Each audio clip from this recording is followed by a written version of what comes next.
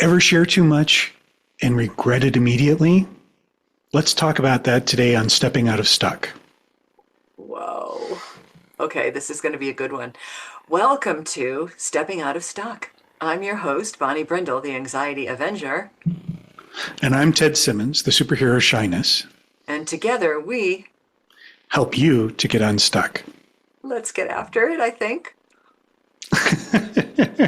Oversharing, Ted. What a subject. Okay. Yeah. Take a breath on this one for a sec. Do you have a story about oversharing? Because it's not my gosh. coming up for me right away, I don't think. What do you got? What do you got? So I'll go back to my childhood. In my childhood, my mom was in Mensa, and she was smart about almost everything. She had stories about everything. You would try and go and say, "Hey, cool! I found this really cool thing," and she would immediately tell you everything that she knew about the subject, and you were completely bored out of your skull because you couldn't interact with her. You couldn't ask her questions. You couldn't do anything because she was the expert, right? Talk about oversharing. That's a right. Right there. So I got into this habit of trying to go through and share what I knew as fast as I could to make sure that I could get it all out before she said anything, right? And it was part of her narcissism and everything like that to basically shut me down and other things like that. So I just felt I had this fear of, needing to get it all out so that then I could prove that I was smart, right? Yeah. And that was my that was one of the drivers for it. The other thing was that, being shy, being nervous, being in the corner, that shy person in the corner. Once I got started on something, I feared that if I stopped, then I wouldn't get a chance to talk again. And so it was a lot of that drove that, going through and, talking about this really cool subject and then not even stopping for a breath because I kept wanting to say something about it. Like the little hamster wheel. Yeah, exactly. The little hamster wheel in my head going on for about a mile a minute. And then finally run out of things to say. And then you're not even sure where you were going with something and just stop. Wow. And by that time, you can, as I'm sure you've experienced on the other side, right? You get these people that are sort of like, and then they start getting bored. Yes. Reading signals. Yeah, reading signals. Right? Yeah. Right. But, yeah, have you had any experiences with people that do that? Yes. Yeah. Yes. No, I like to have a conversation and talk to people, and sometimes I have a story to tell a friend, for sure. Mm-hmm. But I can't say that I had that grinding hamster wheel oversharing thing, but man, am I familiar with it. Yes. And in one area, as a middle school teacher and a staff Mm-hmm. coach, in a school in particular that I worked at that attracted a lot of kids with differences. Like we were known for this. So Mm-hmm. we had a lot of kids in the school who were various areas on the autism spectrum and kids struggling with ADHD and also finding their brilliance with it because kids who struggle with these things are also lighting up the world with their intelligence. And Mm-hmm. they can be really hard to listen to sometimes because they do exactly what you were just describing. It almost feels like they turn a key and then step on the Right. gas to la la la la la la la. And they Yeah. don't seem to have any awareness of when somebody has stopped listening. Mm-hmm. Like when I remember this so well. Just in one particular, I was in the library at this middle school and I was talking to the librarian and a kid comes running in with a book that he had told me he was going to read and he comes Mm-hmm. racing in doesn't notice that the two of us are having a conversation behind the desk. Blabs right in there with the book. Miss Brindle, Yes. and wants to tell me the entire story. And I said, "Hop. Hmm. You got 1 minute. I'm gonna set my Hmm. timer. Tell me the story in 1 minute. Okay, Right. so ding. Sweetie, stop. Okay. But Miss Brindle, I only told you about the first chapter. Yes, honey, but I can't stay for the whole thing right now. So that feeling of, and as a person who has experienced differing levels of anxiety, the feeling Hmm. of almost being attacked by somebody's energy, and then in the adult space where I have less patience, Oh, right? yeah. Because an Hmm. adult, I'm like, dude, can you tell I've checked Hmm. out? I'm Right. looking over here. I'm looking over here. I'm, Hmm. picking up my fingernails. I'm looking at my Right. watch, and you're still talking. Like, Right. and I understand this as a person who's Hmm. worked with kids and a person who's worked with therapy clients. I get where it comes from, like you described it. Hmm. It's a safety thing. It's a I need to prove something. If I stop now, it's an attention getter too. Like your mom didn't pay Right. attention to you at all, right? She just yapped at you Yeah. about that. Yeah. So if you've got the floor, man, you got to hang on to it, right? Right. Right. Yeah. And Exactly. so Yeah. I have to be really careful, especially like around adults, not to be super obvious that like I really don't want to listen to what you're saying anymore. Right. But and then Yes. how to get out of that. And sometimes when I'm talking to people, even some on the videos that I record, and I ask them to Hmm. tell me the story. I want to hear the story, Hmm. but it's coming so hard and fast that there isn't that reciprocal. Oh, well, but what do you mean by that? Or oh, that's Right. an interesting point. Where Yeah. that becomes a conversation about the story, right? Right. And it's Right. it's real hard to make that happen with someone who's after you. Right. Yeah. And really, one of the things that I found from this was I found that I actually needed to share less Mm, so that then there could be more conversation in it. And that became much more powerful, right? If you can go through and you can actually ask somebody, like what we're doing right now, just going through and talking and interacting, I could basically tell the whole story with just keep going and keep going, and it would be a really boring conversation because we're not interacting anymore. right. Right. So I keep going back to your mom.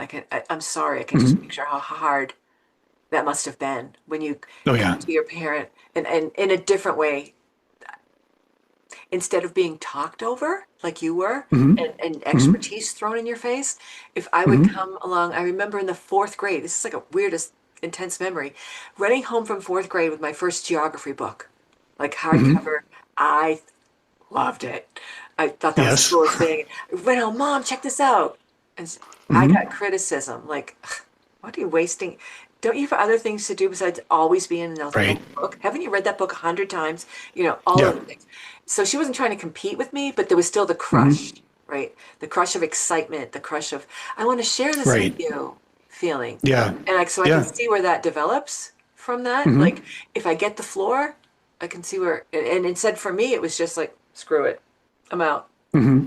And to Hmm. this day, I'll just be like, okay, I'm out. I'll just check out. I'll just leave. I'll walk away, or I'll Right. walk away this way, but you won't notice that I Hmm. walked away if it's a Right. situation that I can't. Yes. Yeah, Yeah. so all those adaptations we come up with, right, to survive these things. Right. So thinking about how your mom just like bulldozed over you, Hmm. what did oversharing, what did that need for wanting to hold the floor and share your expertise? How was there like a hidden rule behind that? Is there like a survival rule that you've followed around?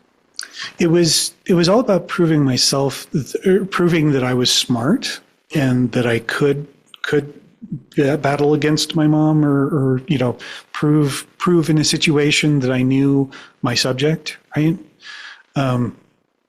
And I see this in a lot of my friends and colleagues, especially work colleagues. You see this thing where they're trying to go through and they're trying to prove themselves in some kind of situation at work or socially, and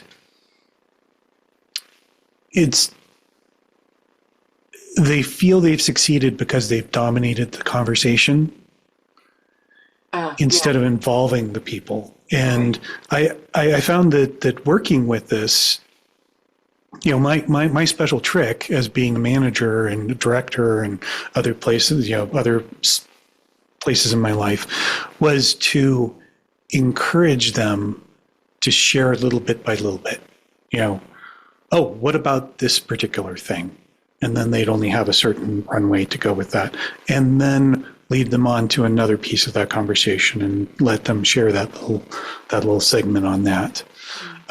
So that then they feel that they've been heard and they got it out, because that's a legitimate need from them, right?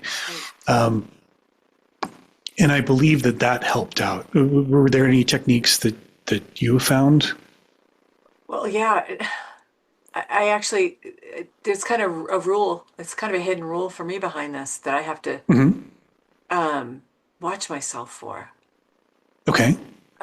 That rule for me is don't let yourself assume that this is an egotistical person thinking that, they're better than you and that's not what's going on. And it's I like so that. easy to assume that when Mm-hmm. you're just like, um, yeah, the rule for me is to not lose my patience and go into the assumption that this person's just trying to dominate or, show off or whatever. The rule is to stay with what's behind it. And I know I have the ability to look at what's behind it. I just sometimes lose my patience and check out, right? My Mm-hmm. rule is that stay with it. Is this person Mm-hmm. in need of attention? Is this person Right. feeling like they should be better at this subject and they need to let me know they're so great at it instead of being Mm-hmm. able to have a conversation about this part of it I'm struggling with. Can you help me? It's Mm-hmm. kind of it's almost like somebody asking for help but not being Yeah. able to do so, right? Right. Yeah. Yeah. So Yeah. yeah, I that totally rule agree for with me that. is that rule for that's a good one. That rule for me is always do my best to be patient and look for that because I know darn well it's there and not check out, Mm-hmm. which is easier. Yeah. Yeah. Huh. Wow. So, like everything else, we've dealt with as shy and anxious people and all the interesting habits and idiosyncrasies that we have. Yes. How has oversharing or witnessing oversharing or being part of oversharing become a superpower or an adaptation for you today? Because I'll say, when we talk here and Mm-hmm. I wouldn't have guessed that you had such an issue with oversharing because you're a good conversationalist. You talk, you Oh shut yeah. it, you listen, you share. Yeah. So Yeah. what's the I, adaptation? I long ago found that, if you ever feel like you're in a situation like that, if instead you just go through and bring up an interesting tidbit and then set it up so that then somebody asks you about it, Oh, right. Question. that becomes a conversation instead of an oversharing. Gorgeous. Yeah. Questions turn into conversations, right? Right. Yeah. Oversharing. Wow. Yeah. Okay. Hmm. I do have a I think that. superpower around this. I Oh do yeah. have an adaptation around this. Yes, because I can see it when it's happening, Mm-hmm. right? My superpower in general with people is like we've talked before and even in our last episode about the ability to read a room, Mm-hmm. pick up on other people's energies. It Right. just Yeah. happens. I don't have to work Mm-hmm. at that. It just happens. Um, and sort of the superpower and the adaptation here for me is that I have the ability to recognize what's behind a person who's oversharing. And because I'm not shy, Right. after a conversation, I can potentially say to that person, I was really interested in that subject, and I know you wanted to share it with me. I want to tell you what the experience was like for me when it felt like you forgot I was there and were just talking on and on, and maybe you didn't realize it, but that's how I received it. Hmm. Be able to have that conversation with someone and maybe help them see that Hmm. is a superpower for me because I can talk about it without, feeling like I'm just going to check out, which I've done too. Oh, But wow. Yeah. I can make that choice. I can make that choice to use that superpower to help that person see it without hurting their feelings. Yeah, Nice. I like that one. yeah. It's going to use that. I got to use that Yeah. more often. Ooh. So oh man, I'm really, I'm curious what our listener is thinking about right now Oh, yeah.